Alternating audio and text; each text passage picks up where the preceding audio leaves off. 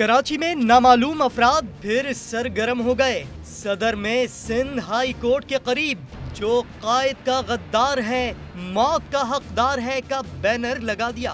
Banner पर कायद के जानशीन भी तहरीर है। हैरान कुन बात ये कि किसी को बैनर लगने की कानो कान खबर न हुई। इलाका पुलिस भी ला इल्म रही। मीडिया पर खबर नशर होने के बाद पुलिस हरकत में आई और बैनर उतरवाया। बात यहीं खत्म नहीं हुई। करीब खड़ी गाड़ी में सवार 3 अफराद को भी पूछगछ के लिए हिरासत में ले लिया।